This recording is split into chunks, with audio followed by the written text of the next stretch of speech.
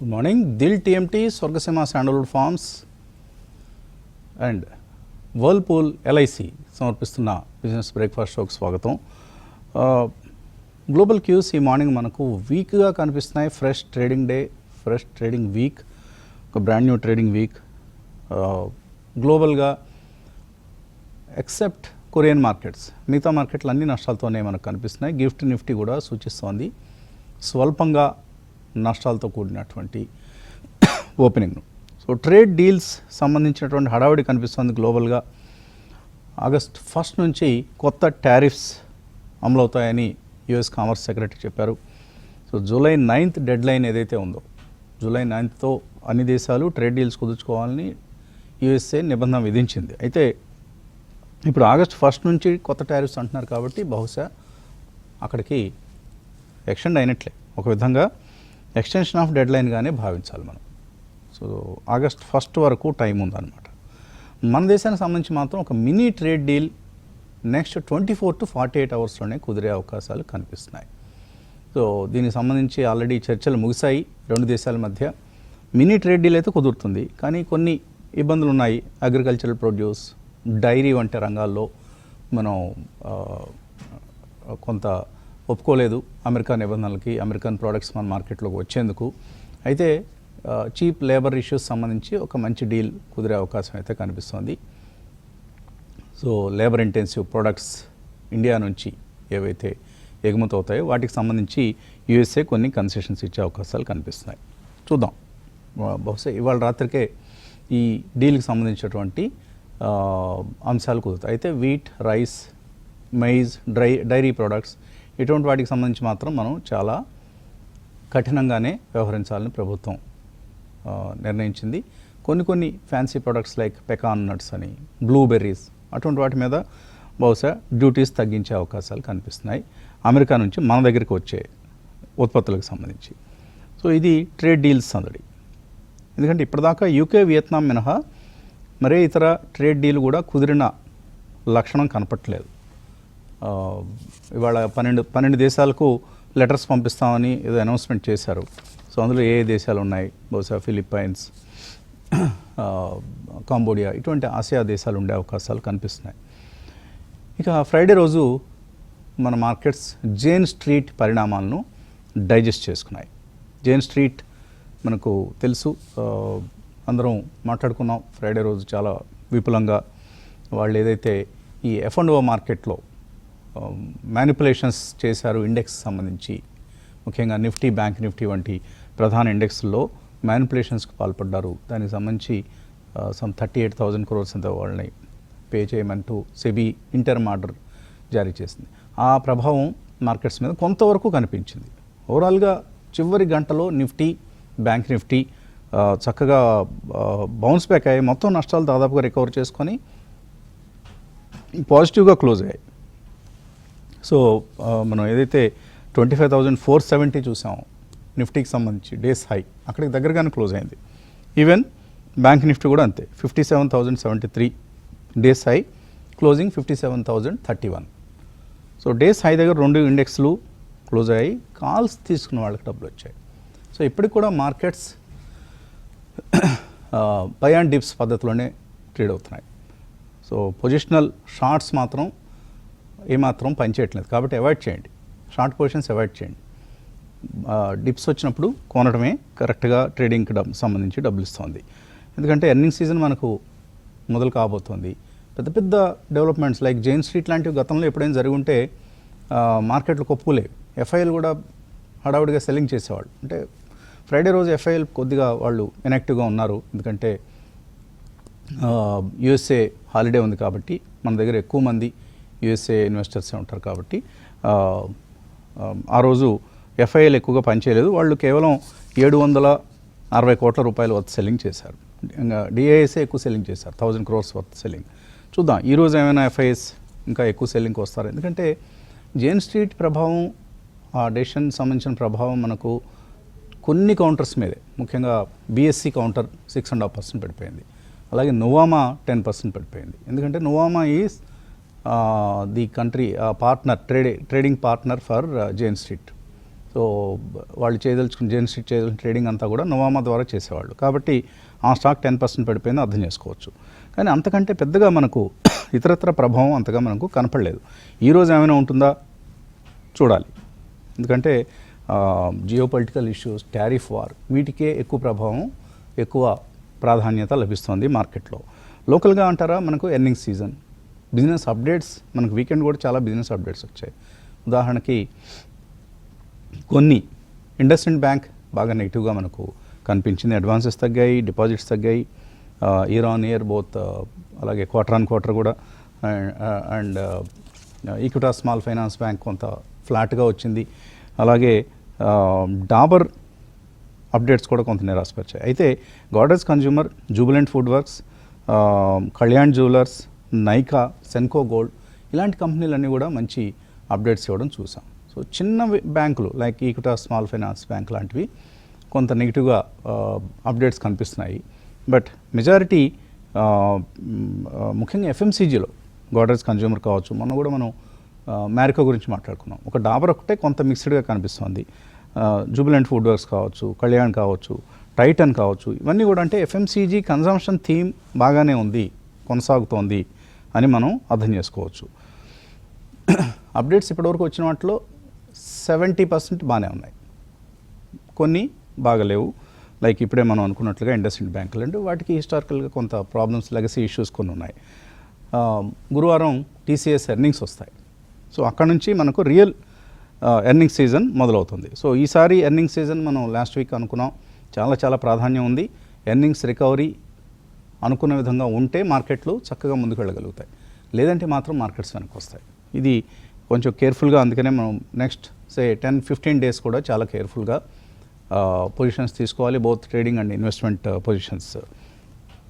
So అలాగే ఇప్పుడు అనుకున్నట్లుగా ఈ జేఎన్ స్ట్రీట్ ఇష్యూ ఏమైనా ఉంటుందా, అంతగా ఉండదు.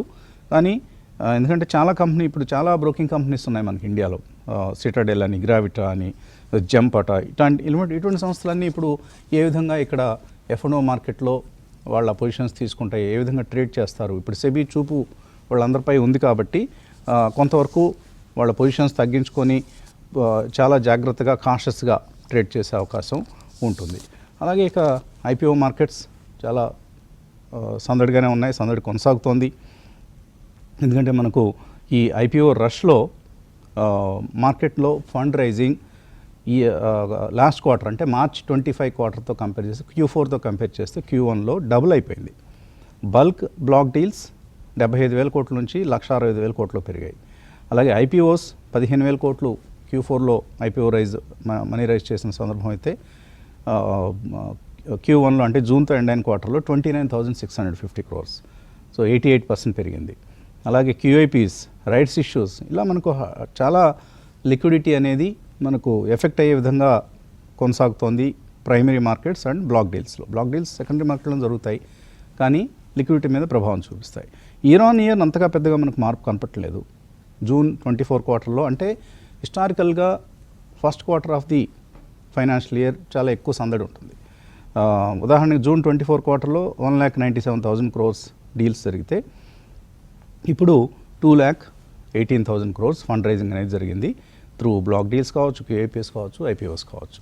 సో ఇది ఈ క్వార్టర్లో కూడా మనకు ఇవాళ ఫైనాన్షియల్ ఎక్స్ప్రెస్లో ఒక వార్త చూస్తున్నాను, startups lineup IPOs worth 18,000 crores. So ఒక స్టార్టప్స్ దగ్గర నుంచి చాలా కంపెనీలు ఇప్పుడు IPO మార్కెట్లోకి వచ్చే ప్రయత్నం చేస్తున్నాయి. అండ్ AUMs పెరిగాయి. ఫస్ట్ క్వార్టర్లో మ్యూచువల్ ఫండ్స్ AUMs 72 లక్షల కోట్లు దాటింది. ఆల్మోస్ట్ క్వార్టర్ ఆన్ క్వార్టర్ ఒక 7% గ్రోత్ అనేది మనకు కనిపిస్తుంది. మళ్ళీ ఇన్వెస్టర్స్ అగ్రెసివ్గా మ్యూచువల్ ఫండ్స్లో ఇన్వెస్ట్ చేస్తున్నారంటానికి ఈ స్టాటిస్టిక్ని మనం ఒక ఉదాహరణగా తీసుకోవచ్చు. అండ్ మరొక అంశం కూడా ఎర్నింగ్ సీజన్, ఈ ఫండ్ రైజింగ్, ఇవే కాకుండా GST కౌన్సిల్ మీటింగ్ కూడా జరగబోతోంది. ఈసారి GST కౌన్సిల్ మీటింగ్లో మార్పులు చేస్తారు స్లాబ్స్లో అనే ఒక అంచనా ఉంది. అలాగే కన్జంప్షన్ బూస్టర్స్గా కొన్ని మెజర్స్ని GST కౌన్సిల్ తీసుకునే అవకాశం ఉందంటున్నారు. కాబట్టి ఇది కూడా మనకు రాబోయే రోజుల్లో GST కౌన్సిల్ మీటింగ్ కూడా ఒక ఇంపార్టెంట్ ఈవెంట్గానే మనం భావించాలి. ఇలా మనకు రకరకాల ఈవెంట్స్ లైనప్ అయి ఉన్నాయి. Trade deals, earnings, monsoon progress, GST council meeting ఇవన్నీ గమనిస్తూ మనం, అండ్ ఇంకా జియోపొలిటికల్ ఇష్యూస్ ఏముంటాయో తెలియదు, వీటన్నిటిని గమనిస్తూనే మనం డెసిషన్స్ తీసుకోవాల్సినటువంటి అవసరం అయితే కనిపిస్తుంది. కుటుంబరావు గారు, ఏంటి ఈ వారంలో మార్కెట్స్ ఏ విధంగా బిహేవ్ చేస్తాయనుకుంటున్నారు? ఈ మార్కెట్స్ మొత్తం కూడా యుఎస్ నుంచి వచ్చే ఎమర్జింగ్ న్యూస్ అని బట్టానండి మార్కెట్ బిహేవ్ చేసేదన్నమాట. అది క్లియర్లీ చూస్తున్నాం. ఏదైతే ఎంతో కొంత బ్రిక్స్ సమ్మిట్ లో కొన్ని ఇంపార్టెంట్ ఈవెంట్స్ అవుతాయి అనుకున్న వల్ల కూడా చప్పగా నడిచింది అనమాట. ఎందుకంటే బోత్ రష్యా, చైనా అబ్సెంట్ అవ్వటం అండ్ వేరే కంట్రీస్ కూడా అనమాట, కపుల్ ఆఫ్ కంట్రీస్ అనమాట ఇన్వైట్ ఇచ్చినా కూడా రాకపోవటం, దాంతో డల్ గా నడిచింది. కాబట్టి అక్కడి నుంచి కీ టేకేవేస్ కూడా ఏమీ లేవు. ఇప్పుడు క్లియర్ గా చూస్తే గనక యుఎస్ ఏదైతే గత 2-3 రోజుల నుంచి మేము 12 కంట్రీస్ ఆల్రెడీ డీల్స్ పంపించేస్తున్నాం, రెసిప్రోకల్ టారిఫ్స్ ఎంత ఉంటాయి ఏంటి అనేది కూడా అనమాట అనౌన్స్మెంట్ చేయటం.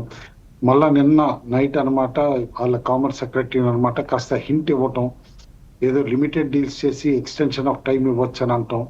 ఈ లోపల మాటకి నిలబడినట్టు చూపిద్దాం అన్నట్టు ఎలాన్ మస్క్ అనమాట కొత్త పార్టీ పెట్టడం, అమెరికా పార్టీ అని చెప్పేసి ఇవన్నీ కూడా చూస్తూ ఉంటే గనక అమెరికన్ ఈవెంట్స్ అనమాట ఇటు మన మిగతా మార్కెట్స్ ని, అదర్ గ్లోబల్ మార్కెట్స్ ని ఇన్ఫ్లుయెన్స్ చేసే సూచనలు అయితే కనిపిస్తున్నాయి. యాజ్ ఆఫ్ నో మార్నింగ్ చూస్తే ఒక మాత్రం యుఎస్ ఫ్యూచర్స్ నెగిటివ్ గా ఉన్నాయి.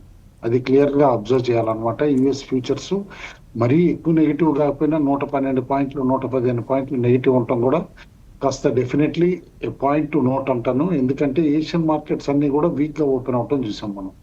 అన్ని 0.5% చొప్పున అనమాట పట్టడం చాలా వరకు. కాబట్టి ఇంపాక్ట్ ఎట్లా ఉంటుంది యుఎస్ ది మిగతా మార్కెట్స్ పైన అనేది చూడాలి. మన దగ్గరకు వచ్చేపాటికి మాత్రం డొమెస్టిక్ న్యూస్ చాలా లిమిటెడ్ గా ఉన్నాయి. మేబీ ఇవాళ న్యూస్ పేపర్స్ కూడా మనం కేర్ఫుల్ గా అబ్జర్వ్ చేస్తే ఏదో ఆగస్ట్ లో రాబోయే న్యూస్ కి జిఎస్టీ కొన్ని చేంజెస్ చేయొచ్చు, కన్జంప్షన్ బూస్టర్స్ ఇవ్వచ్చు అని చెప్పేసి ఏదైతే అన్నారో దాన్ని అనమాట ఆగస్ట్ లో రాబోయే మీటింగ్ కి ఇవాళ హెడ్లైన్ ఇవ్వటం, అండ్ వేరే ఏదైతే జెయిన్ స్ట్రీట్ ఇంపాక్ట్ ఉంటుందో దానిపైన అనమాట కాస్త కమెంటరీస్ ఉండటం, ఇవన్నీ కూడా చూసాం. All said and done weekend లో నేను జెయిన్ స్ట్రీట్ ఆర్డర్ అయితే స్టడీ చేశానండి. This is going to have impact. చాలా మంది అనమాట చాలా లిమిటెడ్ గా ఇంపాక్ట్ ఉండకపోవచ్చు పెద్దగా అంటున్నారు, కానీ ఎఫ్ఎండ్ఓ ట్రేడింగ్ కాంటర్స్ మొత్తం కూడా ఈ ఆర్డర్ మార్చే సూచనలు ఉన్నాయి.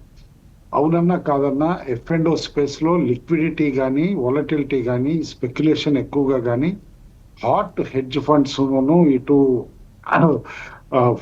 ఏదైతే గనక అనమాట ఫ్లై బై నైట్ అనే ఆపరేటర్స్ కొందరు అయితే అవుట్ స్టేషన్ నుంచి ఎట్లయితే అవుట్ ఆఫ్ ది కంట్రీ నుంచి ఎట్లా ప్లే చేస్తారో వాళ్ళందరే ఎక్కువ లిక్విడిటీ కూడా ప్రొవైడ్ చేస్తున్నారు. The amount of profits Jain street report చేసింది ప్రొప్రైటరీ ట్రేడింగ్ లో అన్నది చూస్తేనే తెలుస్తాం సైజ్ ఆఫ్ ది మార్కెట్ ఏంటి అనేది అనమాట. కాబట్టి మిగతా వాటిపైన కూడా కొరడా జులిపిస్తే మాత్రం డెఫినెట్లీ లిక్విడిటీ తగ్గుతుంది, స్ప్రెడ్స్ పెరుగుతాయి. దీన్ని పెంచి పోషించింది ఎవరు? ఈ వొలటిలిటీని ఎక్స్చేంజెస్, రెగ్యులేటర్స్ టైంకి స్టెప్స్ తీసుకోకుండా లేటుగా లేచారు. ఆ లేటుగా లేచే టైంకి ఆల్గో ట్రేడర్స్ దగ్గర నుంచి ఇట్లా ఈ ప్రొప్రైటరీ ట్రేడర్స్ అందరూ కూడా బిగ్ మనీ ఉన్న వాళ్ళ చేతుల్లోకి మార్కెట్ వెళ్ళిపోయింది. ఇప్పుడు ఒక్కసారి కోస్తాను తోకంటే కూడా డెఫినెట్లీ లిక్విడిటీ అయితే ఎఫెక్ట్ అవుతుంది. వీ హ్యావ్ టు సీ ఏ విధంగా ఇది షేప్ తీసుకుంటుంది ఓవర్ ఎ పీరియడ్ అనేది మాత్రం ఖచ్చితంగా అబ్జర్వ్ చేయాల్సిన విషయం అని చెప్పేసి అంటాను.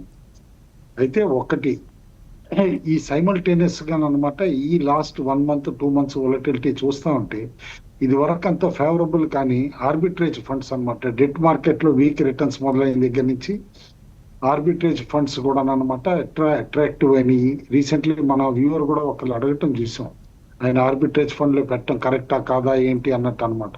They are also becoming attractive, careful గా చూడమంటాను. రూపీ డాలర్ వొలటిలిటీ ట్రంప్ గారు వచ్చిన తర్వాత ఎట్లా పెరిగింది అనేది చూస్తున్నాం. ఆ వొలటిలిటీ కూడా ఇటు కామర్స్ కనమాట అంత మంచిది కాదు, ఎందుకంటే ఫిజికల్ డెఫిసిట్ అనమాట అటు కానీ ఇటు కానీ ఎక్కువగా మూవ్ అవ్వడానికి కారణం ఈ వొలటిలిటీ కూడా అవుతుంది. ఎందుకంటే still crude oil is traded in dollar terms, కాబట్టి అది కేర్ఫుల్ గా అబ్జర్వ్ చేయమని చెప్పేసి కూడా అంటాను. అయితే ఓవరాల్ గా పిఈ ప్లేయర్స్ ఇండియన్ మార్కెట్ పైన ఇంకా ఇంట్రెస్ట్ చూపిస్తున్నారా అంటే గనక నువామా వెల్త్ బై చేయడానికి, ఇది ఇదివరకు ఎడిల్వైజ్ వెల్త్ మేనేజ్మెంట్ అనమాట, దాన్ని బై చేయడానికి లార్జ్ పిఈ ప్లేయర్స్ సివిసి వీళ్ళందరూ కూడా దృష్టి పెడుతున్నారంటే Indian market is attractive market without any doubt. ఎంత హై వాల్యుయేషన్స్ ఇవన్నీ కూడా కాషన్ చేసినా కూడా still there is lot of value in Indian market అనమాట. And economy macro economic indicators కానీ వీటన్నిటి కూడా అట్రాక్టివ్ గా ఉంది కాబట్టి అనమాట నేను అనుకుంటాం ఇండియన్ మార్కెట్ కి ఇంకా కూడా వీళ్ళందరూ అట్రాక్ట్ అవుతున్నారు. క్లియర్లీ అనమాట హిస్టారికల్ గా మనం చూస్తే ఏది ఇండియన్ మార్కెట్స్ లోనమాట ఇటు డీపర్ పాకెట్స్ ఉన్నాళ్ళు మ్యానిపులేషన్ చేసినా సరే ఫండమెంటల్లీ సౌండ్ ఇన్వెస్ట్మెంట్స్ చేసే లార్జ్ ఫారెన్ ఈక్విటీ ప్లేయర్స్ కూడా అనమాట ఇండియన్ మార్కెట్ ని అట్రాక్టివ్ గా చూడటం కూడా మనం చూస్తున్నాం. ఎందుకంటే ఇండియన్ మార్కెట్ బేసికల్లీ మొమెంటం ఏదైతే ఉందో ఇట్ ఈ స్ట్రక్చరల్ నాట్ సైక్లికల్. చాలా కంట్రీస్ లో అది సైక్లికల్ అయిపోయింది, కానీ మన దగ్గర మాత్రం స్ట్రక్చరల్ అనమాట. కాబట్టి long term factors like political stability, గత 10 సంవత్సరాల నుంచి ఉన్న పొలిటికల్ స్టెబిలిటీ, డొమెస్టిక్ కన్సంప్షన్ ఎట్లా పెరుగుతుందో చూసాం. అదేవిధంగా ఫేవరబుల్ డెమోగ్రఫిక్స్ అండ్ ఇన్ఫ్లేషన్ కూడా compare to many other countries ఎంత స్టేబుల్ గా ఉందో కూడా మనం చూసాం. కాబట్టి ఇన్ని ఈవెంట్స్ అవుతున్నా నేను అనుకోవటం మాత్రం Indian markets will remain attractive foreigners అనమాట. ఆల్ అండ్ ఆల్ మార్కెట్ లో స్టిల్ బై ఆన్ డిప్స్ స్ట్రాటజీనే ఉండాలి అని చెప్పేసి కూడా అంటాను. అయితే క్లియర్లీ కొన్ని పాయింట్స్ మాత్రం దృష్టిలో పెట్టుకోవాల్సిందే, అందులో డౌట్ లేదనమాట.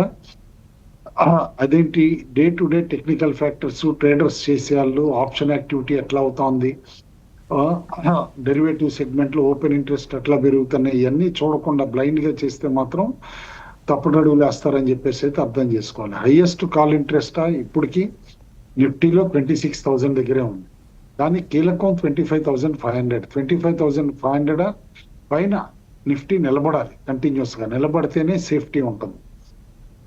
అదైతే అర్థం చేసుకోవాలి. 25,500 కింద మేజర్ సపోర్ట్ ఎక్కడ కనిపిస్తుందంటే 25,200, 300 మధ్య కనిపిస్తుంది. ఆ బ్యాండ్ లో నుంచి గనక కిందకి వెళ్తే మాత్రం డెఫినెట్లీ 24,600 to 800 బ్యాండ్ లోకి ఒకసారి స్లిప్ అవుతుందని అయితే ఆలోచించాలి. పుట్ ఆప్షన్స్ ఎక్కువగా 25,500 దగ్గరే ఎక్కువ బిల్డప్ అయి ఉన్నాయి. అండ్ క్లియర్ కట్ గా అనమాట 25,500 కింద ఉన్నంత సేపు బేర్స్ కొంచెం అప్పర్ హ్యాండ్ ఉంది అని చెప్పేసి కూడా మనం అర్థం చేసుకోవాలి. కానీ ఎంతకాలం ఉంటుంది అనేది కూడా చూడాలి. పుట్ కాల్ రేషియోనా బిలో 1 వచ్చేసింది, మళ్ళా 0.93కి వచ్చింది అనమాట. కేర్ఫుల్ గా అబ్జర్వ్ చేయమంటాను. 1 పైన ఉంటే మోర్ కాన్ఫిడెన్స్ ఉంటుంది. విక్స్ మాత్రం కంటిన్యూస్ గా తగ్గుతోంది, అంటే ఏదైతే ఈ 1-2 డేస్ కరెక్షన్స్ ఉన్నాయో మార్కెట్ ఇగ్నోర్ చేసే సూచనలు కనిపిస్తాయి. And VIX lowest since October 1st, 2024 తర్వాత లోయెస్ట్ లెవెల్లో ఉంది 12.32. అంటే కొంచెం కంప్లసెన్సీ కూడా ఉందా, ఎట్లా కొట్ట ఇండో యూఎస్డీలు అయిపోతుంది, మార్కెట్స్ మళ్ళా ఒక లార్జ్ స్పైక్ వస్తుంది అప్వర్డ్ అన్నట్టు భయం లేకుండా పోతుందా అనేది కూడా మనం కొంచెం అబ్జర్వ్ చేయాలి. It is a danger signal కూడా అనమాట. అంత కంప్లసెన్సీ పనికిరాదు, ఎందుకంటే నోన్ ఫర్ ట్రంప్ గారి ట్యాంట్రమ్స్ ఏ విధంగా ఉంటాయో మనం చూసాం. కాబట్టి ఇగ్నోర్ చేయలేం. ఆ డీల్ వచ్చిన తర్వాత కొంచెం హయ్యర్ లెవెల్లో కొనటం బెటర్, కానీ ఎగబడి ముందే కొనటం మాత్రం కరెక్ట్ కాదు అని అంటాను. స్పెక్యులేటివ్ లాంగ్స్ ఎక్కడ ఉన్నాయంటే Page Industries, Bosch, Blue Star, Petronet అన్ని ఆడ్ కౌంటర్స్, అది అబ్జర్వేషన్ అనమాట. షార్ట్స్ ఎక్కడ పెరిగినాయి అంటే తిరిగి ట్రెండ్ లో ఎప్పుడైతే గైడెన్స్ వీక్ గా వచ్చిందో ట్రెండ్ లో ఏ విధంగా షార్ట్స్ బిల్డప్ అయినాయో చూసాం. ఒకే రోజు 11% పట్టడం కూడా చూసాం. This is an example. ఎందుకంటే రిజల్ట్స్ Q1 రిజల్ట్స్ స్టార్ట్ అవుతుంది కాబట్టి మార్కెట్స్ గైడెన్స్ వీక్ గా ఉన్నా, రిజల్ట్ వీక్ గా ఉన్నా ఏ విధంగా పనిష్మెంట్ ఇస్తాయి అనేది చూడాలి. వదిలిపెట్టకుండా హ్యామర్ చేస్తాయి, అది గుర్తుంచుకోవాలన్నమాట. అదే మోడెస్ట్ గా పాజిటివ్ రిజల్ట్స్ ఉండి బాగుండి గైడెన్స్ బాగుంటే అదే విధంగా రివార్డ్ చేసే సూచనలు కూడా ఉంటాయి. ఏంజల్ 1, BSE, K ఫిన్టెక్ వీటన్నిటిలో కూడా ఫ్రెష్ గా షార్ట్స్ బిల్డప్ అయినాయి. కన్విక్షన్ తో డెలివరీ ఎక్కడంటే మాత్రం Infosys, Petronet, Indian banks, ICICI general insurance. Ahead of TCS results ఆ క్వైట్నెస్ ఏదున్నా సరే ఇన్ఫోసిస్ లో సంథింగ్ ఈస్ కుకింగ్ అంటాను. తిరిగి 1700 లెవెల్ పైకి జంప్ అయినా కూడా సర్ప్రైజ్ కానట్టు కాస్త రిజల్ట్స్ ముందే పొజిషన్స్ బిల్డప్ అవుతున్నాయి, అది చూడమని చెప్పేసి అని అంటాం. F&Oలోన ఓన్లీ 1 స్టాక్ బ్యాన్ లిస్ట్ లో ఉంది, that is RBL, which is continuing to be in the ban list అనమాట. FI యాక్టివిటీ లాస్ట్ వీక్ ఎట్లా ఉంది అనేది చూస్తే మాత్రం ఎస్పెషల్లీ అట్లీస్ట్ లాస్ట్ వీకెండ్ లో మోడెస్ట్ సెల్లింగ్ ఉంది, కానీ బట్ స్లోగా 36,000 దాకా పడిపోయిన నెట్ షార్ట్స్ వాళ్ళు స్లోగా ఇప్పుడు పెరుగుతా 65,800 దాకా నెట్ షార్ట్స్ పెరిగినాయి. అది కేర్ఫుల్ గా చూడమంటాను. మేబీ ఓవర్సీస్ నుంచి అనమాట నెగిటివ్ న్యూస్ ఏదన్నా వస్తే మాత్రం ఒక్కసారి Okay. షార్ట్స్ 1,00,000 కోట్లకు జంప్ అయినా కూడా సర్ప్రైజ్ కాకూడదు. కాబట్టి వెయిట్, యుఎస్ లో డెవలప్మెంట్స్ అయ్యి ఉంటాయి, దాన్ని చూసే పొజిషన్స్ పికప్ చేయమని చెప్పేసి అని అంటాను. Stay invested in good stocks. Break తీసుకుందాం. బ్రేక్ తర్వాత క్రాంతి గారితో, రామకృష్ణ గారితో మాట్లాడదాం.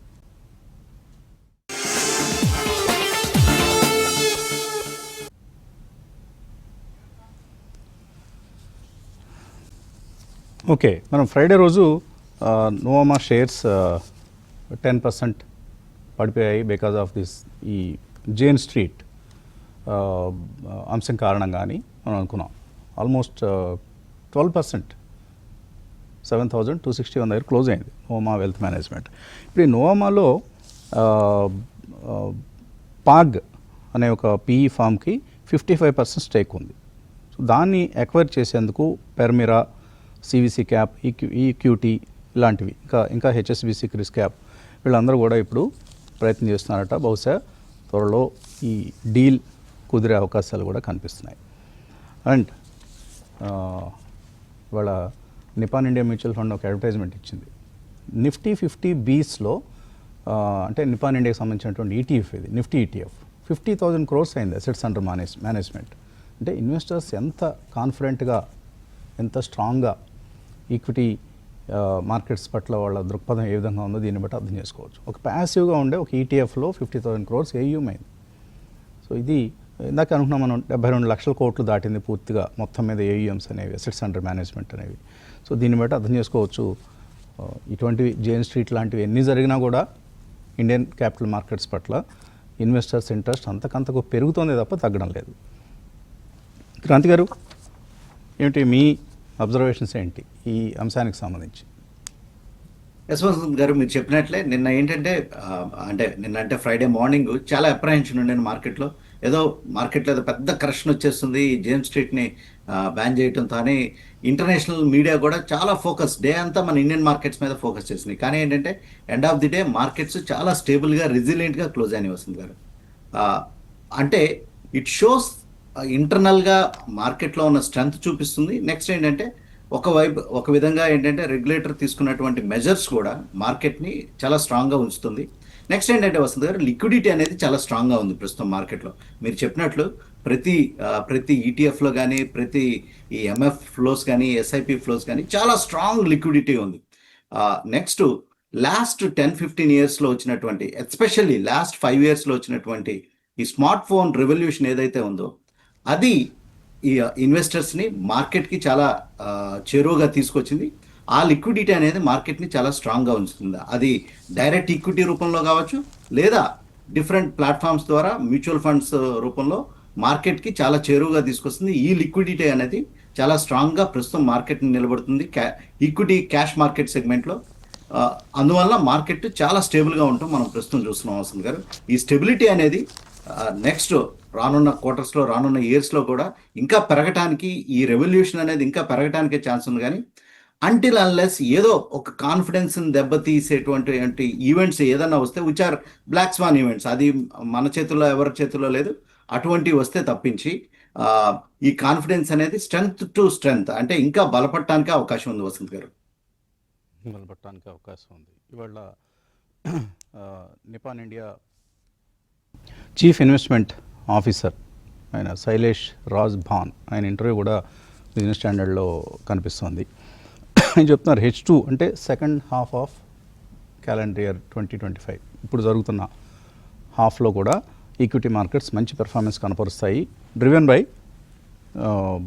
ఎర్నింగ్స్ గ్రోత్, అలాగే హై లిక్విడిటీ, ఇవన్నీ కూడా ఆయన చెప్తున్నారు. ఎస్ఐపి లాంటివి మార్కెట్లోకి ఎక్కువ రావటం, ఇవన్నీ కారణాలుగా చెప్తున్నారు. అండ్ ఇంతకుముందు నరేన్ అని ఆయన ఐసిఐసిఐ ప్రుడెన్షియల్ ఆయన చీఫ్ ఇన్వెస్ట్మెంట్ ఆఫీసర్, ఆయన ఈ స్మాల్ క్యాప్స్ ఓన్లీ లాంగ్ టర్మ్కే, షార్ట్ టర్మ్లో దెబ్బతింటారు జాగ్రత్త అన్నారు. కానీ లాస్ట్ 2 ఇయర్స్లో అంటే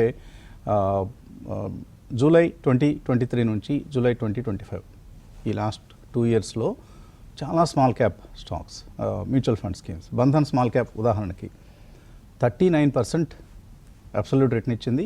XIRR 27%. XIRR అంటే యాన్యువలైజ్డ్ రిటర్న్ 27.21% ఎస్ఐపి చేసిన వాళ్ళకి రిటర్న్స్ ఇచ్చింది. వీకెస్ట్ ఎస్బీఐ స్మాల్ క్యాప్లో XIRR కూడా 12.24% ఉంది లాస్ట్ 2 yearsలో. Anything beyond 12% is a good return in mutual fund schemes అండి. అది XIRR రూపంలో మనం క్యాల్కులేట్ చేసినప్పుడు 12% కంటే ఎక్కువ. డెట్లో అయితే ఒక 7.5% కంటే ఎక్కువ ఉండాలి. ఆ స్కీమ్స్ని మనం తప్పకుండా ఫాలో కావచ్చు. రామకృష్ణ గారు, గుడ్ మార్నింగ్. మార్నింగ్ అండి. ఏ విధంగా ట్రేడ్ చేయాలి ఈ మండే మార్నింగ్? సో మొన్న ఫ్రైడే కనుక చూసుకున్నట్లయితే లాస్ట్ 45 minutes లో మంచి ర్యాలీ వచ్చిందండి మార్కెట్ లో. ఆల్మోస్ట్ 130 points ర్యాలీ లో నుంచి క్లోజింగ్ టైంకి వచ్చింది. మొత్తం మీద నిఫ్టీ ఒక 56 points పాజిటివ్ గా క్లోజ్ అయింది. అట్లాగే బ్యాంక్ నిఫ్టీ 239 points పాజిటివ్ గా క్లోజ్ అయింది. మెయిన్ గా బ్యాంక్ నిఫ్టీ మళ్ళీ రికార్డ్ హైని లాస్ట్ వీక్ లో ఒకసారి టచ్ చేయడం జరిగింది. నిఫ్టీ కూడా అంటే స్మాల్ నెగిటివ్ క్యాండిల్ మనకి ఫార్మేషన్ అనేది వీక్లీ బేసిస్ లో కనిపించింది.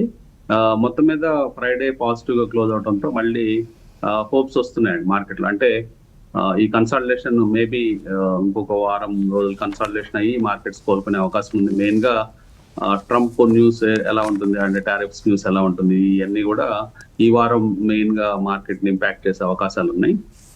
తర్వాత లోవర్ లెవెల్స్ లో బయింగ్ ఇంట్రెస్ట్ చాలా ఫాస్ట్ గా వస్తుంది అనేది ఫ్రైడే రికవరీ అనేది నిదర్శనం. అట్లాగే టెక్నికల్ పరంగా చూసినప్పుడు ఇండెక్స్ అన్ని కూడా మూవింగ్ యావరేజెస్ పైన ట్రేడ్ అవుతున్నాయి. RSI కూడా 60 కంఫర్టబుల్ గా 60 మేనేజ్ చేసుకుంటూ ఉంది రిలేటివ్ స్ట్రెంత్ ఇండెక్స్. అట్లాగే MACD కూడా పాజిటివ్ క్రాస్ ఓవర్స్ ఉండటం. అట్లాగే ఓన్లీ వీక్ పాయింట్ ఏంటంటే MACD హిస్టోగ్రామ్స్ వచ్చేటప్పుడు కొంచెం మొమెంటం వీక్ అవుతున్నాయా అన్నట్లుగా ఉన్నాయి. జనరల్ గా కన్సల్టేషన్ టైమ్స్ లో అట్లాగే కనిపిస్తూ ఉంటాయి. మోస్ట్లీ ఈ 1 week నెక్స్ట్ రాబోయే 1 week కన్సల్టేషన్ తర్వాత మార్కెట్స్ క్లియర్ డైరెక్షన్ తీసుకునే అవకాశాలు ఉన్నాయి. అప్పుడు దాకా మార్కెట్స్ లో సపోర్ట్స్ రెసిస్టెన్స్ ని బేస్ చేసుకొని ట్రేడ్స్ బిల్డ్ చేసుకోవడం బెటర్. అంటే సపోర్ట్స్ దగ్గరికి వచ్చినప్పుడు బై చేసుకోవడం, అట్లాగే రెసిస్టెన్స్ దగ్గర సెల్ చేసి స్ట్రిక్ట్ స్టాప్ లాస్లు పెట్టుకోవడం సేఫ్ స్ట్రాటజీ అనుకుంటాను. వన్స్ మార్కెట్స్ క్లియర్ డైరెక్షన్ తీసుకున్న తర్వాత డైరెక్షన్ పొజిషన్ తీసుకోవచ్చు. అట్లాగే ఓపెన్ ఇంట్రెస్ట్ పరంగా తీసుకున్నట్లయితే 26,000 కాల్ హైయెస్ట్ ఓపెన్ ఇంట్రెస్ట్ గా నిఫ్టీకి ఉంది. అట్లాగే 25,200 పుట్స్ హైయెస్ట్ రైటింగ్ అనిపిస్తుంది. అంటే సపోర్ట్స్ మనకి ఇమీడియట్ గా 25,200 అనేది మనకి స్ట్రాంగ్ సపోర్ట్స్ గా ఉన్నాయి. రెసిస్టెన్స్ వచ్చేటప్పుడు 26,000 రెసిస్టెన్స్ ఉంది. అట్లాగే ఇంట్రాడే రెసిస్టెన్స్ మాత్రం 25,537, 25,596 ఈ ప్రాంతాల్లోని ఇంట్రాడే రెసిస్టెన్స్ కనిపిస్తున్నాయి. అట్లాగే బ్యాంక్ నిఫ్టీ విషయానికి వస్తే చక్కగా 0.4% గెయిన్ ఫ్రైడే చూసాము. తర్వాత 57,000 అనేది రెసిస్టెన్స్ ఉంది. అట్లాగే రైటింగ్ పరంగా పుట్స్ కూడా 57 దగ్గరే కేంద్రీకృతమై ఉన్నాయి రైటింగ్ లో. సో మొత్తం మీద బ్యాంక్ నిఫ్టీలో క్లియర్ కన్సల్టేషన్ అనేది కనిపిస్తూ ఉంది. సో ఈ వీక్ లో బ్యాంక్ నిఫ్టీ కొద్దిగా కన్సల్టేషన్ అవ్వచ్చు. నిఫ్టీ మేబీ కొంచెం అప్ సైడ్ వెళ్ళే అవకాశాలు కనిపిస్తున్నాయి. బై అండ్ డిప్స్ మోడ్ లో ఉందని అనుకోవచ్చు. కేర్ఫుల్ గా ట్రేడ్ చేయమని చెప్తాం. ఓకే, కాలర్స్ వెయిట్ చేస్తున్నారు. కాలర్ని తీసుకుందాం. హలో హలో హలో నమస్తే అండి, అడగండి. Sir good morning sir. Morning అండి, అడగండి. మీరు ఏదో వేరే డిస్టర్బెన్స్ కనిపిస్తుంది మీ దగ్గర. సార్ నా దగ్గర తేజస్ నెట్వర్క్ ఉన్నాయి సార్. 1450 యావరేజ్ లో ఉన్నాయి, 65 షేర్స్. దాన్ని హోల్డ్ చేయాలా, ఎగ్జిట్ చేయాలా, అదొక డౌట్. ఇంకొకటి HLV ఉన్నాయి సార్, హోటల్ లీలా వెంచర్స్. ఓకే, అవి 30లో యావరేజ్ ఉన్నాయి. ఓకే, అది కూడా హోల్డ్ చేయాలా, ఎగ్జిట్ అవ్వాలా ఒకసారి కుటుంబరావు గారిని అడిగితే. Kutumbarao, Tejas networks and HLV ఏం చేయాలి? లాస్ట్లో ఉన్నారు. HLV అయితే డార్క్ హార్స్ పెట్టండి, అది చేయగలిగింది ఏమీ లేదనమాట. బట్ ఓవరాల్ గా హోటల్ ఇండస్ట్రీ రికవర్ అవుతుంది కాబట్టి HLV వాళ్ళకి ఆ గ్రూప్ లో ఉన్న ఒక కంపెనీ IPO చేయటం కూడా చూసాం, హోటల్ కంపెనీ అనమాట. అది లిస్టింగ్ కూడా అయిపోయింది కాబట్టి స్లోలీ దీని డెట్ రీస్ట్రక్చరింగ్ అయితే కనుక స్టాక్ బయటపడే సూచనలు అయితే ఉన్నాయి. కరెంట్ వాల్యుయేషన్ మాత్రం హోల్డ్ చేయమని అంటాను, ఇక్కడి నుంచి అమ్మాల్సిన అవసరం అయితే లేదు. But it's a dark horse bet, అంతేగాని అంతకంటే మనం పెద్దగా చెప్పగలిగింది ఏమి లేదు అందులో.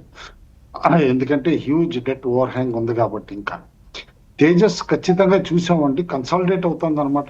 కరెంట్ లెవెల్స్ అయితే నేను అనుకోవటం మాత్రం హోల్డ్ చేయాలి. వర్స్ట్ అయితే అయిపోయింది స్టాక్ లోనూ అనమాట. ఏదైతే దాదాపు 1200 దగ్గర నుంచి అక్కడ స్టేబుల్ గా ఉండే స్టాక్ కూడా అంత షార్ప్ కరెక్షన్ వచ్చేసి last couple of quarters results disappoint చేసిన తర్వాత కూడా ఆ 650 బేస్ అనేది ఫామ్ చేసుకుంది. 700 దగ్గర అరౌండ్ స్టక్ అయి ఉంది. రీసెంట్లీ ఆన్ అండ్ ఆఫ్ అన్నమాట. స్టాక్ ఈవెన్ అప్ టు 887కి వెళ్ళినా కూడా సస్టైన్ కాగలేకపోయింది. అక్కడి నుంచి అనమాట తిరిగి 700 దగ్గరే స్టేబుల్ అవుతుంది. హోల్డ్ అని అంటానండి, ఎందుకంటే స్టోర్లీ న్యూస్ వస్తుంది, కమెంటరీ కూడా చేంజ్ అవుతుంది కాబట్టి definitely hold. At current levels అయితే అమ్మద్దు. ఓకే, మరో కాలర్ లైన్లో ఉన్నారు. హలో హలో ఉన్నారా కాలర్? అడగండి. Yeah. హలో సార్, నమస్తే సార్. గుడ్ మార్నింగ్ అండి. నమస్తే అండి, అడగండి. సార్ ఇది నాకు ఐపీఓలో హెచ్డిబి ఫైనాన్షియల్ సర్వీసెస్ వచ్చింది సార్. దాన్ని హోల్డ్ చేయమంటారా లేకుంటే సేల్ చేయమంటారా? HDB financial service IPO allotment వచ్చింది, అంతే కదా? ఓకే, క్రాంతి గారు హోల్డ్ చేయొచ్చా? హెచ్డిబి ఫైనాన్షియల్ సర్వీసెస్ ఐపీఓ ఈ టైంలో అమ్మేసుకోవచ్చా? లిస్టింగ్ గెయిన్స్ ఉన్నాయి కాబట్టి.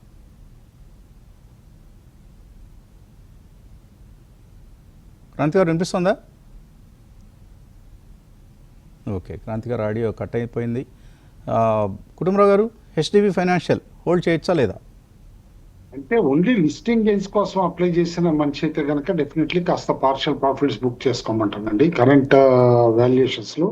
But if is a long term, నాకు పర్లేదు, కాస్త ఉడుదుడుకులు 5-10% తగ్గినా తిరిగి రికవర్ అవుతుంది, లాంగ్ టర్మ్ లో ఈ కంపెనీ బాగా చేస్తుంది అనే కాన్ఫిడెన్స్ ఉన్న వాళ్ళు మాత్రం హోల్డే చేయమంట. స్టాక్ కెన్ గో బియాండ్ 1000 అనమాట as quickly as with in 6 months అని చెప్పేసి అయితే నేను అనుకో.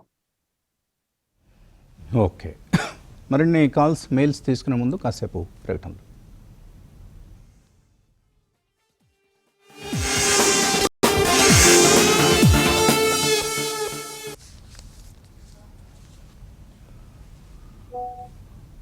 ప్రీ ఓపెన్ ట్రేడ్లో మనకు నిఫ్టీ 13 పాయింట్ల నష్టంతో కనిపిస్తోంది. సెన్సెక్స్ 12 పాయింట్ల నష్టంతో ముగిసింది. మరి కొద్దిసేపట్లో మార్కెట్స్ ప్రారంభమవుతాయి. కాలర్స్ వెయిట్ చేస్తున్నారు, ఒక కాలర్ని తీస్తున్నాం. హలో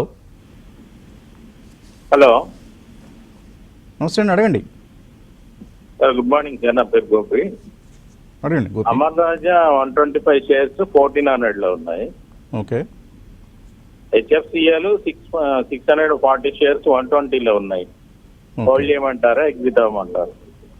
హెచ్ఎఫ్సిఎల్ అమర్ రాజా హోల్డ్ చేయొచ్చా లేదా? క్రాంతి గారు ఉన్నారా లైన్లో? హోల్డ్ చేయొచ్చు వసంత్ గారు.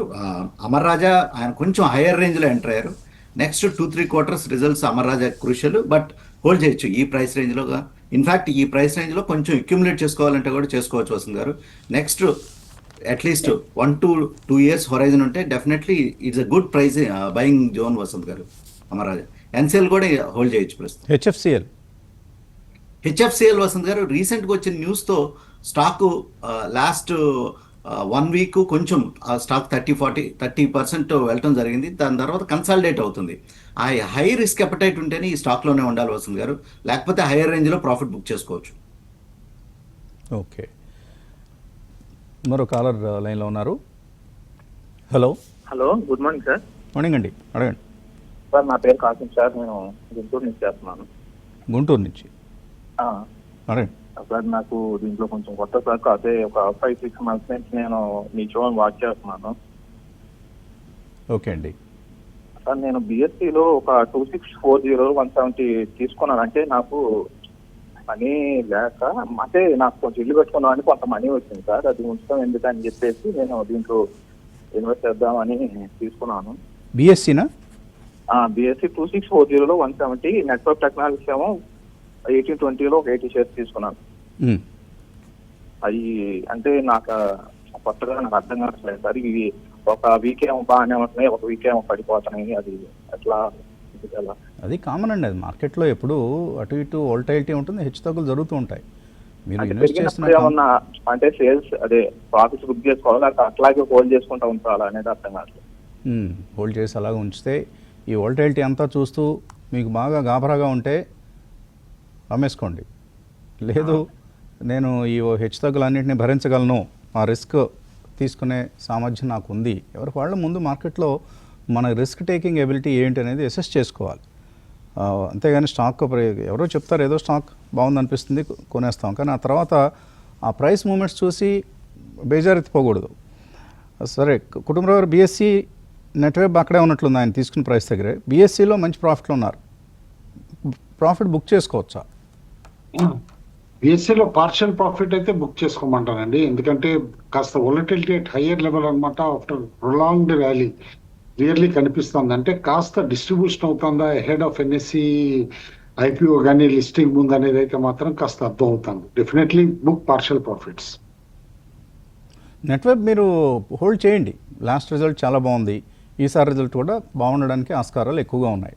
కాబట్టి లాంగ్ టర్మ్ ఇన్వెస్ట్మెంట్గా నెట్వర్క్ టెక్నాలజీస్ మంచి ఫలితాలు ఇస్తుంది. కాకపోతే ఆ ప్రైస్ మూమెంట్స్ చూసి మీరు కంగారు పడకూడదు.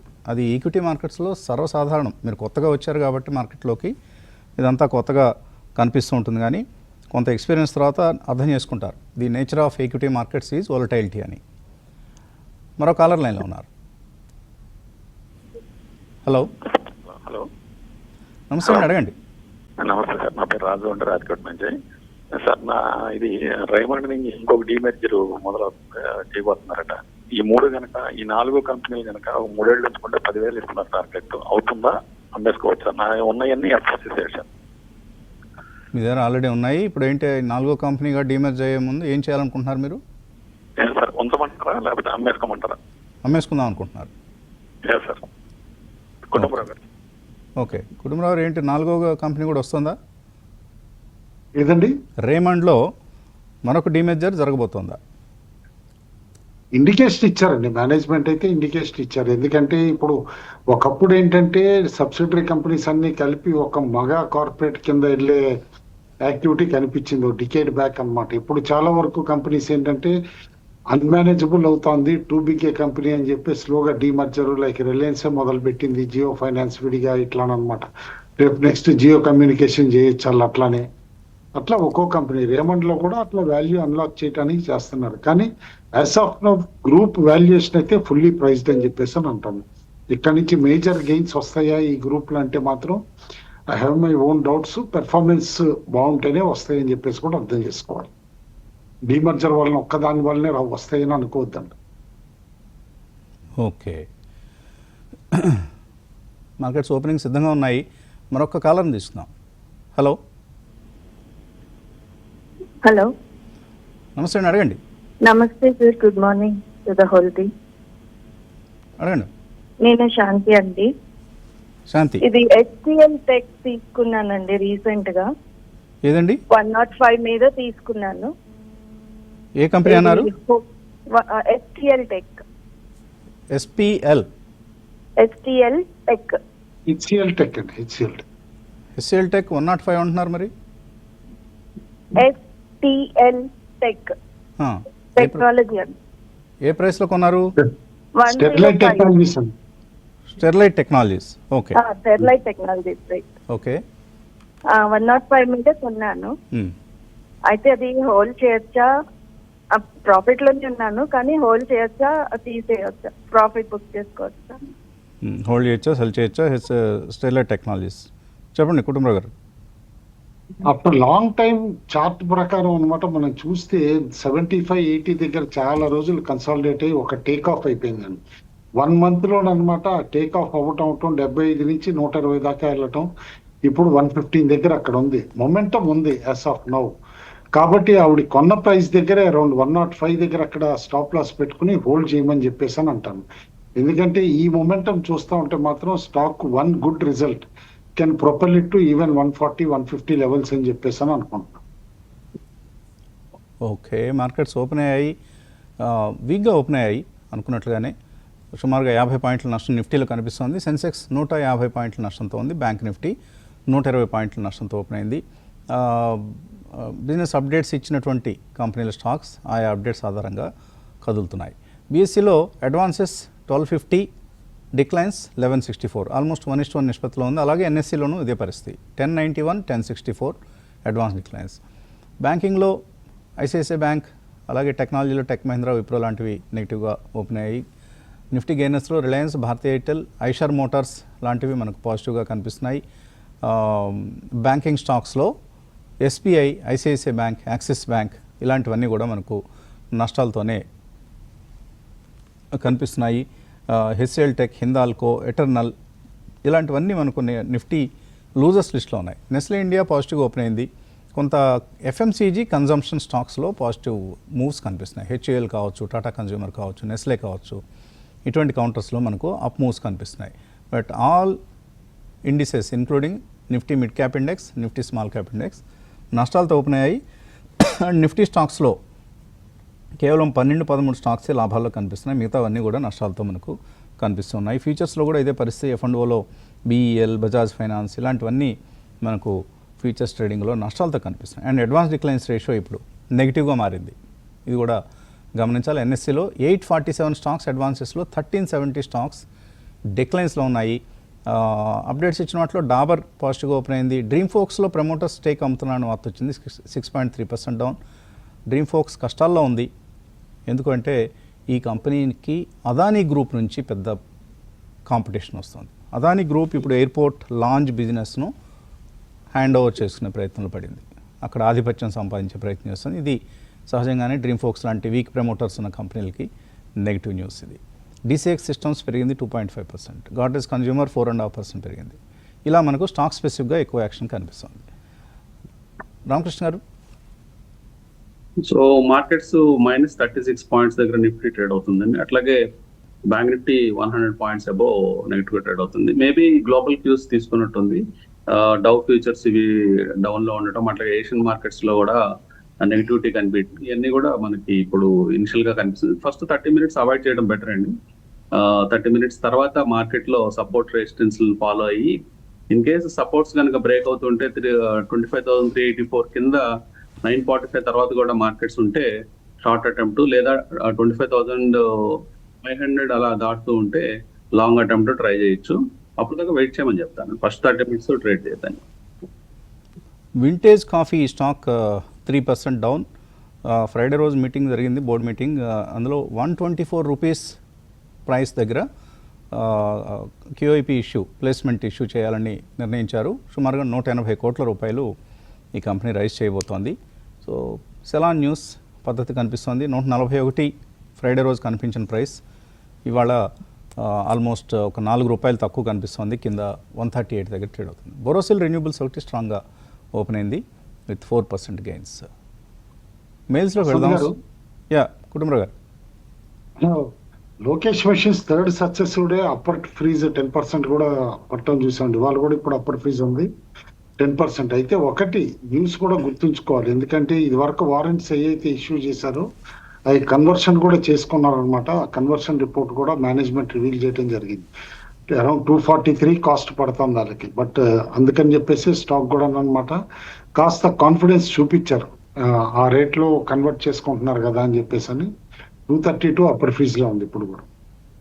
ఓకే, లోకేష్ మెషిన్స్ స్ట్రాంగ్గా ఓపెన్ అయింది, కానీ నాగార్జున అగ్రికెమ్ కొంత వీక్గా ఓపెన్ అయింది వాటి ట్రేడ్లో. లాస్ట్ వీక్ వరుసగా అప్పర్ సర్క్యూట్స్ పడింది, కాబట్టి వరుసగా అప్పర్ సర్క్యూట్స్ టచ్ అయిన స్టాక్స్ ఏదో టైంలో వెనక్కి వచ్చేసి నెగిటివ్ లోవర్ సర్క్యూట్స్ కూడా పడతాయి. ఇది మనకు స్టాక్ ప్రైస్ మూమెంట్స్ పరంగా. ఓకే, సుబ్రహ్మణ్యం మెయిల్ పంపించారు. వాళ్ళ అబ్బాయి సాఫ్ట్వేర్ ఇంజనీర్ అట. నెలకు 50,000 రూపాయల వరకు సేవింగ్స్ చేయగలడు అబ్బాయి. ఆయనకున్న నాలెడ్జ్తో HDFC bank, HAL, Suzlon, BEL వీటిల్లో SIP చేయమన్నారట. ఇవి మంచి స్టాక్స్ అయినా SIPలు చేయొచ్చా? Hindustan aeronautics, BEL, Suzlon, HDFC bank SIP. Excellent choice అండి, excellent choice, without any doubt చేయమని చెప్పేసి అని ఉంటాను. తర్వాత HPL ఎలక్ట్రిక్ మీటర్స్ కంపెనీ, ఇది నరేంద్ర బెంగళూరు నుంచి అడుగుతున్నారు. 550 రూపాయలు 5,000 షేర్లు ఉన్నాయి. ఒక 6 months హోల్డ్ చేస్తారట. స్టాప్ లాస్ పెట్టుకోవాలా, లెవెల్స్ చెప్పాలి. రామకృష్ణ గారు, HPL ఎలక్ట్రిక్ అండ్ పవర్ ఇది 6 months కోసం ఆయనకి 550లో ఆల్రెడీ కొని ఉన్నారు. స్టాప్ లాస్ ఎక్కడ పెట్టుకోవాలి? సో 650 దగ్గర కొన్నారు ఇప్పుడు, సారీ 550 దగ్గర కొన్నారు. 586 దగ్గర ఉందండి స్టాక్. రిజల్ట్స్ నెక్స్ట్ మంత్ లో ఉన్నాయండి. 6th August దాకా రిజల్ట్స్ ఉన్నాయి. సో 6 months టైం ఉంది. సో రిజల్ట్స్ టైంలో కొంచెం వాలటైల్ గా ఈ స్టాక్స్ ట్రేడ్ అయ్యే అవకాశాలు ఉన్నాయండి. ప్రస్తుతం అయితే స్ట్రాంగ్ సెటప్ ఉందండి, అంటే టెక్నికల్ గా బాగుంది. మేబీ ఈ స్టాక్ 6 దాటితే మంచి మొమెంటం వచ్చే అవకాశాలు ఉన్నాయి. ఫాస్ట్ గా పెరిగి మళ్ళీ ఆల్ టైమ్ హై కూడా క్రాస్ అయ్యే ఛాన్సెస్ కనిపిస్తున్నాయి. మంచి స్టాక్ పిక్ చేసుకున్నట్టున్నారు. స్టాప్ లాస్ అయితే క్లియర్ గా 5-10 ఆ ప్రాంతాల్లో స్టాప్ లాస్ పెట్టుకోమని చెప్తాను. గిరి అడుగుతున్నారు, పీజీ ఎలక్ట్రోప్లాస్ట్, కమిన్స్ ఇండియా, ఈ రెండు 10% లాస్లో ఉన్నారు. హోల్డ్ చేయొచ్చా, సెల్ చేయొచ్చా? ఫండమెంటలీ గుడ్ స్టాక్స్ అండి రెండు కూడా. అంటే రెండు కూడా ఎఫ్ఎండో స్టాక్స్ కూడా. యాజ్ ఆఫ్ నో 10% నష్టానికి ఈ స్టాక్స్ లో, ఇంత మంచి స్టాక్స్ లో భయపడాల్సిన అవసరం అయితే లేదు అని చెప్పేసి అని అంటాను. Hold both of them. రెండు కూడా హోల్డ్ చేయదగిన స్టాక్సే. పివి శ్రీకాంత్, ఆయన థర్మాక్స్, వోల్టాంప్ ట్రాన్స్ఫార్మర్స్, ఈ రెండిట్లోనూ కరెంట్ మార్కెట్ ప్రైస్లో ఇన్వెస్ట్ చేద్దాం అనుకుంటున్నారు. ₹1,00,000 ఈచ్ కౌంటర్లో. కరెక్ట్ టైమేనా ఇన్వెస్ట్ చేయడానికి? థర్మాక్స్, వోల్టాంప్.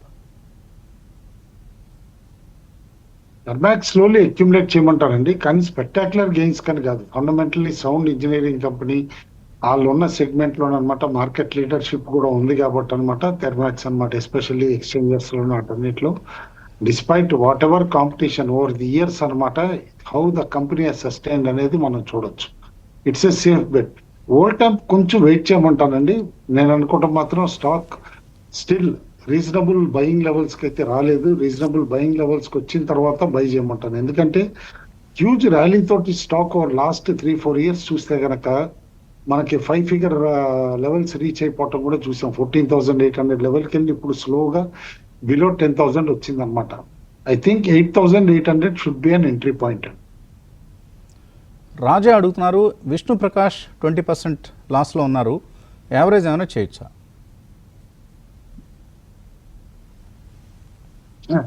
యావరేజింగ్ అనేది చేసినా కూడా అనమాట స్ట్రిక్ట్ స్టాప్ లాస్ పెట్టుకోమంటానండి. ఎందుకంటే స్టాక్ మనం చూసాము ఒకప్పుడు ఇన్వెస్ట్మెంట్ ఐడియా ఇచ్చినప్పుడు అనమాట, ఇది ఏడిపించింది. బట్ తర్వాత విత్ ఇన్ 3 months అనమాట డబుల్ అయిపోయి స్పెక్టాక్యులర్ రిటర్న్స్ ఇవ్వటం కూడా చూసాం. 330, 340 వరకు వెళ్ళి అక్కడి నుంచి వీక్ రిజల్ట్స్ మూలన సగానికి సగం పడిపోయింది కూడా stock. As of now maybe improvement వస్తుందా Q1 లో అనే బేసిస్ లో మాత్రమే డెఫినెట్లీ పెట్టమంట. అర్నింగ్స్ కాల్ ట్రాన్స్క్రిప్ట్ చూస్తే మాత్రం మైల్డ్ సర్ప్రైజ్ ఇచ్చే పాసిబిలిటీ ఉంది. Not a great surprise but mild surprise. కాబట్టి యావరేజ్ చేస్తే కూడా దానికి స్ట్రిక్ట్ స్టాప్ లాస్ ఆఫ్ 150 పెట్టుకోవాలి. రామచరణ్ అడుగుతున్నారు, బిఈఎల్ ఫ్యూచర్స్ ఉన్నాయట, షార్ట్ పొజిషన్ ఉంది 425లో ఒక లాట్ ఉంది, హోల్డ్ చేయొచ్చా ఈ షార్ట్ పొజిషన్ని? రామకృష్ణ గారు, Bharat electronics limited BEL futures short position ఉంది 425. ఈ రోజు కొంచెం నెగటివ్ గా ట్రేడ్ అవుతుందని 422 కరెంట్ ప్రైస్. ఆయన కొన్న ప్రైస్ కంటే తక్కువగా వచ్చింది ఇప్పటికే. సో ఇన్ కేస్ ఇంకా వీక్నెస్ కనుక స్టాక్ లో కనిపించినట్లయితే ఒక స్టాప్ లాస్ అయితే మెయింటైన్ చేసుకోవాలండి. అరౌండ్ 410 ప్రాంతాల్లో షార్ట్ షార్ట్ చేస్తే కరెక్ట్ గానే, అంటే ఆయనకి అలైన్ అయింది, trade align so stop loss పైన ఎక్కడ పెట్టుకోవచ్చు? సో ఆల్ టైమ్ హై ఉందండి మనకి, ఆల్ టైమ్ హై ఉంది కాబట్టి 438 ఉంది కాబట్టి 440 స్టాప్ లాస్ పెట్టుకోవచ్చు అండి. ఓకే, సో హోల్డ్ చేయొచ్చు ప్రస్తుతానికి షార్ట్ పొజిషన్, అంతే కదా? ప్రస్తుతం హోల్డ్ చేయొచ్చండి, ఆయన డైరెక్షన్ లో వెళ్తుంది ఇప్పుడు ప్రస్తుతం. ఓకే, అరవింద్ యూఎస్ఏ నుంచి, క్వాలిటీ పవర్, షిల్చార్ టెక్నాలజీస్, ఎమాక్ ఫోర్జింగ్, ఇవన్నీ కూడా లాంగ్ టర్మ్ హొరైజన్తో 10 to 12 years కోసం. 10 to 12 years చిన్న కంపెనీల గురించి అడుగుతున్నారు మీరు.